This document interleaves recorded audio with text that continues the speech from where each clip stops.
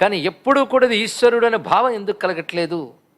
మనదేమైనా దోషం ఉందా అంటే దోషం లేదని కాదు, కానీ కొంత మరో కారణం ఉందిట.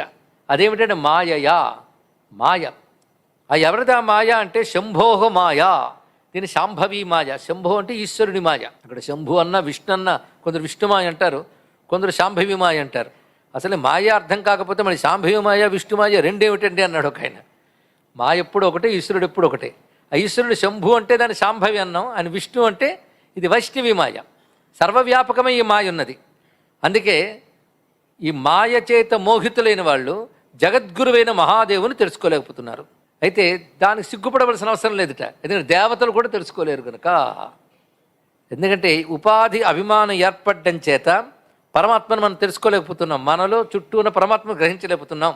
అందుకే దీనికి మళ్ళీ ఉపనిషత్ మంత్రం ఇక్కడ పంచబ్రహ్మోపనిషత్తులో, ఇతర ఉపనిషత్తుల్లో మంత్రములు కూడా ఉంటాయండి. న సందృశే తిష్టతి రూపమస్య పరాత్పరం పురుషం విశ్వధామ ఏన ప్రకాశతే విశ్వం ఎత్రైవ ప్రవిలీయతే. నసందృశే, ఎవరు ఆయన్ని చూడలేరు ఆ రూపమును. అది పరాత్పరం పురుషం, పరాత్పరుడు పరిపూర్ణుడు అయిన పరమేశ్వరుడు. పైగా మనం చూస్తున్నదంతా ఎవరి వల్ల కలుగుతోందో, ఎవరి యందు పెరుగుతోందో, ఎవరి యందు లీనమవుతుందో వాడిని చూడలేకపోతున్నాం.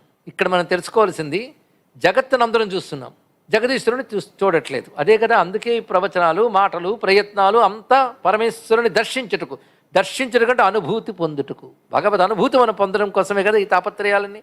కానీ అది కలగడం లేదు. జగన్నాథుడు అనుభూతి కలగట్లేదు, జగదనుభూతి కలుగుతుంది. అంటే విశ్వేశ్వర అనుభూతి లేదు, విశ్వానుభూతి ఉన్నది. విశ్వంలో చూస్తూ వీటితో అనుభూతి వల్ల రాగం, ద్వేషం ఇత్యాదులన్నీ ఏర్పడుతున్నాయి. ఇది ఎవరిని ఆధారం చేసుకున్నదో వాడిని చూడట్లేదు, అతన్ని ఆధారం చేసుకున్న జగత్తును మాత్రం చూస్తున్నాం. అందుకే ఏన ప్రకాశతే విశ్వం ఎత్రైవ ప్రవిలీయతే. ఎవరి చేత జగత్తు ఎవరి యందు ప్రవర్తింపబడి ఎవరి యందు లీనమవుతున్నదో ఆ పరమేశ్వరుని తెలుసుకోలేకపోతున్నాం. ఎవరి చేత ఎవరి యందు మళ్ళీ మూడవది, ఎవరి చేత కలిగి ఎవరి యందు పెరిగి ఎవరి యందు లీనమవుతుందో ఆ పరమాత్మను మనం తెలుసుకోలేకపోతున్నాం. కానీ ఆ తెలుసుకోలేని వాడెవడో, ఎవని యందు ఎవని చేత కలుగుతూ ఎవని యందు లయమవుతుందో అతడే తద్బ్రహ్మ పరమం శాంతం. అది బ్రహ్మము, అది పరమము, అది శాంతము, అది పరమపదము. అది తెలుసుకున్నట్టుకు ఉపకరించే విద్య పేరు పంచబ్రహ్మ విద్య.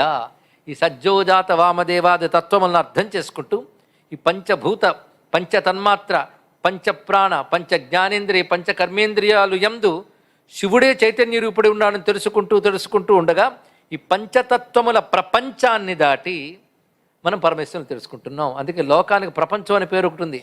పంచ అనే మాట ఎందుకు వచ్చింది ఒకటి తెలియాలి కదా. పంచ అంటే 5 అండి, కానీ 5 అనేదాన్ని పంచని ఎందుకు అన్నారు కూడా తెలియాలి కదా.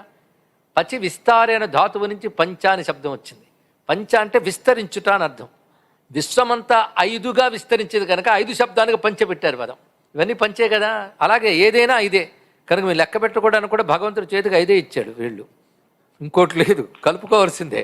కనుక ఎంత లెక్క పెట్టుకున్నా 5. నిన్న చెప్పింది మొత్తం మన సబ్జెక్ట్ మొత్తం 5.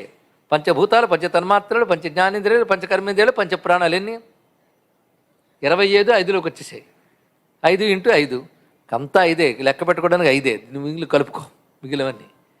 కనుక ప్రపంచ శబ్దం చూడండి, శబ్దాలను ఆలోచిస్తే కనుక ప్రపంచమంతా కూడా పరమేశ్వరుడు విస్తరించే ఉన్నాడు. విస్తరించిన పరమేశ్వరుని మనం తెలుసుకోలేకపోతున్నాం. ఇప్పుడు మన పని, విశ్వం దేనికుందయ్యా అంటే విశ్వేశ్వరుని తెలుసుకోవడానికి. ఈ మాట విశ్వం ద్వారా విశ్వేశ్వరుని తెలుసుకో, అందుకు విశ్వం ఉన్నది. అది విశ్వం విష్ణు వషట్కార అన్నారు. ఆయన లేకపోతే విశ్వం లేదు.